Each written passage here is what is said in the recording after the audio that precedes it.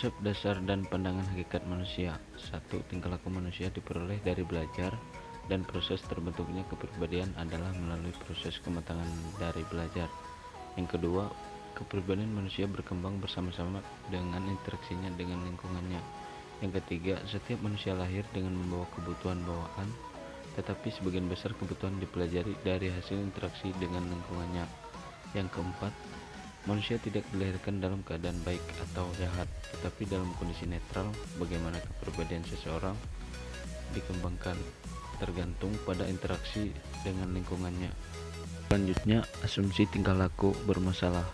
Perilaku yang tidak sesuai dengan tuntutan lingkungan. Yang kedua, perilaku yang salah hakikatnya terbentuk dari cara belajar atau lingkungan yang salah.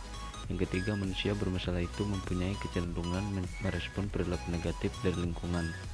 Yang keempat, seluruh perilaku manusia didapat dengan cara belajar, dan juga perilaku tersebut dapat diubah dengan menggunakan prinsip-prinsip belajar.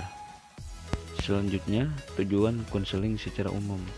Membentuk kondisi baru untuk belajar, karena melalui proses belajar dapat mengatasi masalah yang ada. Pada dasarnya, bahwa tujuan konseling ini adalah menghilangkan perilaku maladaptif menjadi perilaku adaptif. Selanjutnya, tujuan konseling, upaya menolong diri sendiri. Yang kedua, meningkatkan keterampilan sosial klien. Yang ketiga, memperbaiki tingkah laku yang menyimpang dari klien.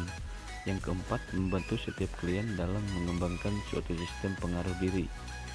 Yang kelima, klien dapat mengontrol diri sendiri, baik dalam konseling maupun luar situasi konseling. Selanjutnya, teknik-teknik konseling behavioral. Yang pertama, desensitisasi sistematik digunakan untuk menghapus tingkah laku yang diperkuat secara negatif. Yang kedua, terapi implosif dan pembanjiran berdasarkan paradigma mengenai penghapusan eksperimental. Teknik ini terdiri atas permunculan stimulus kondisi secara berulang-ulang tanpa memberi perkuatan.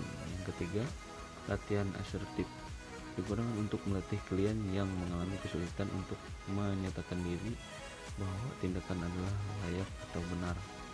Yang keempat, terapi aversi digunakan untuk menghilangkan kebiasaan buruk dengan meningkatkan kepekaan klien agar mengamati respon pada stimulus yang disenanginya dengan kebalikan stimulus tersebut.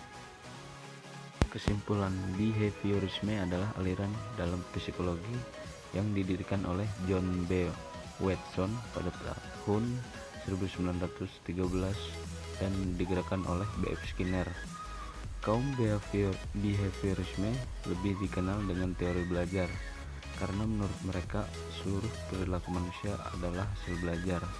Belajar artinya perubahan perilaku organisme sebagai pengaruh lingkungan.